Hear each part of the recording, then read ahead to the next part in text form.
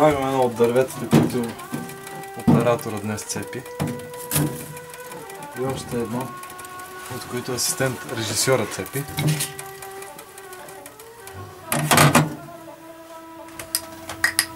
Сода. С лимонов сок.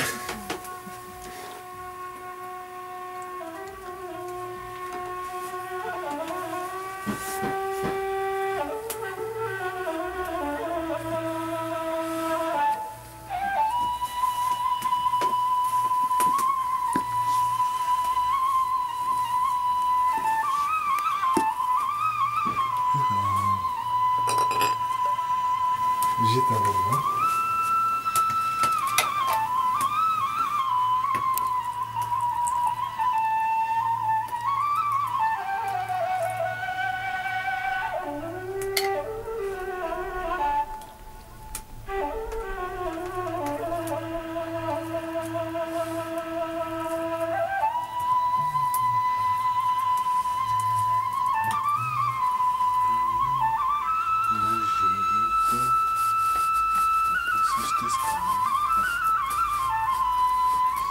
Готовата.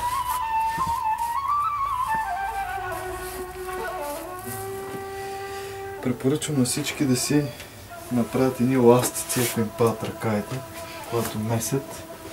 Малко е дразнещо. Слагаме хляба в сача. Сача е под нас, хляба е над него. Ние сме най-отгоре и наместваме хляба в сача.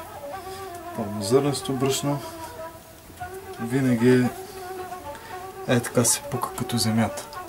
Няма как. С бяло брашно няма пукане, обаче пълнозърнесто, защото помня откъде се напуква като земята. Е така с пръсти, с длани, кой както може да намести. Сача е печена пръст, глина. Брашното е от земята. Ръцете са моите. По-хубава рецепта за хляб. Дървата са от гората. Всичко е... Само камерата в цялата тази работа е от цивилизацията. Последният етап. Украсата. Затова трябва вилица. И идея.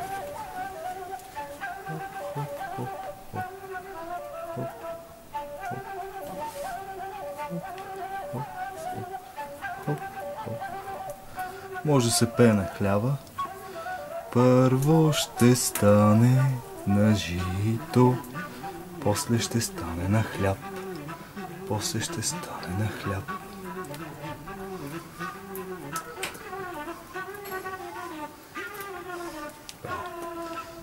Понеже сме в Жеравна, ще напиша една стара българска буква. Това са двете половини. Това е как слизат идеите от небето, стрелката, а това е как се заземяват те. И се вижда едно Ж, като жерона, с старата. И сега сача на печката. Понякога пека вътре в фурната, понякога пека отгоре. Време е за миене и чакаш.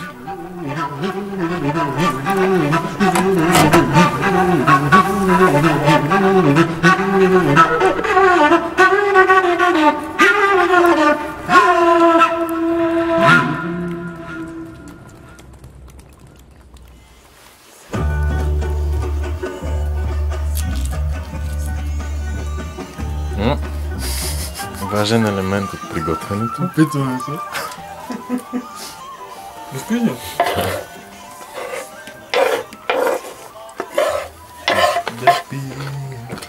Червено пиперче. Смляно, изсушено, отгледано, градиновита. Една щипка. 2 щипки. Понеже е истинско удоволствие да го слагаш. 3 щипки. 4 щипки. 5 щипки. 6 щипки. 7 щипки. Стига толкова. Все пак да видим костъна на цвят. Вътре булгур. Кисело зеле. Като за всяка манджа и всяка съдба, бъркане трябва бъркане. Трябва да се обърка. Така и човек като дуе на земята трябва да се обърка тук с материята, с хората, с другите души. После да втаса. Тогава виждаме човек от какво тесто е направен. И след това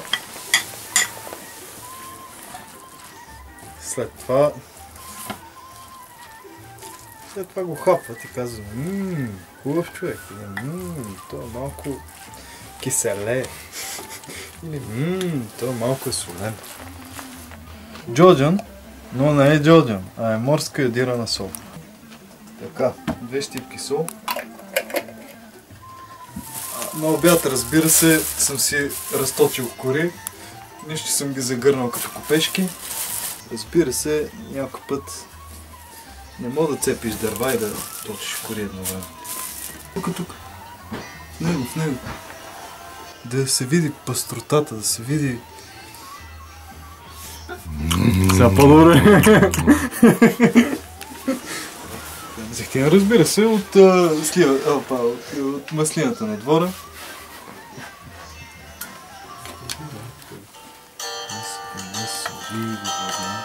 Аха. На мъжете главата ми скаса балетане. Да изгониме мъжките, женските. Донесете парфюмите френските. Да наръсим цървулите и да надробим мамулите. Точка БГ. Българ. Казвам точка БГ. Кажете ми пътя за нишки, изпратете ме. Извадете си кърпите, носните, притоплете ми манчите, постните, да нахраниме псета, да почерпиме. Ако ви кажа, че за първи път правя зелно, ще ми повярвате. Убедителен си. Защото това е истина. Точка БГ.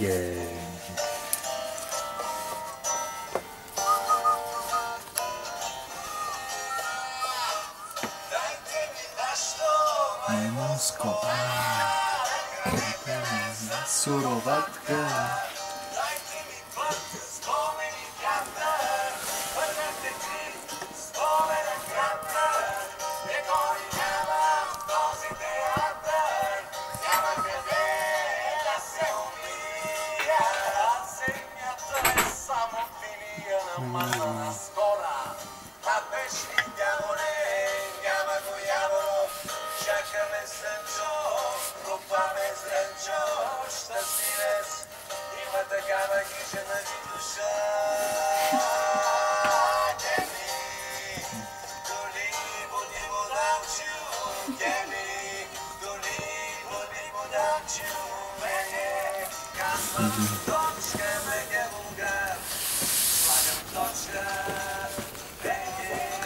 Сега ни пусни човекът, който върви по вода. Какво правиш се? Правя празник в Зелник. Правиш ли прасник? Прасник. Бял, зелен, червен. Баница, слютеница и прас за нова година.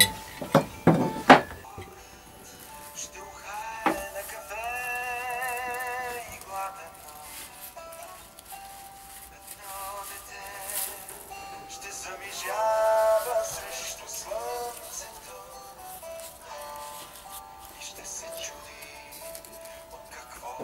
ли е направено?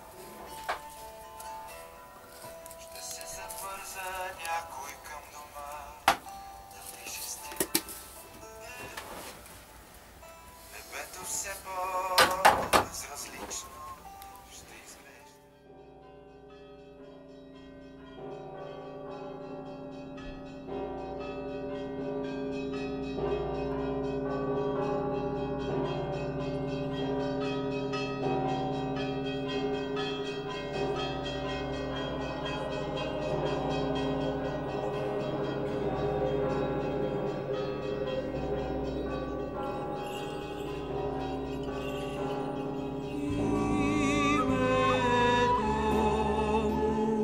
Svetý Hristos, dojda súdi zemia i nebo.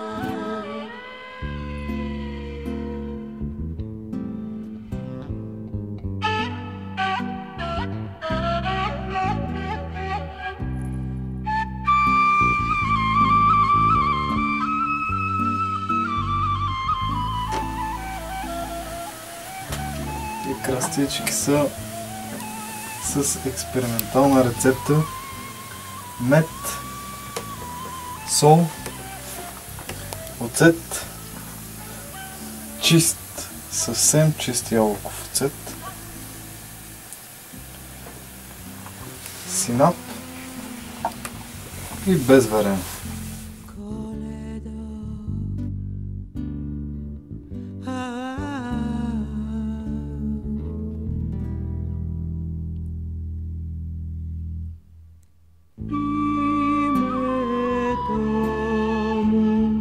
Svetý Hristos, dojda súdi zemia i nebo.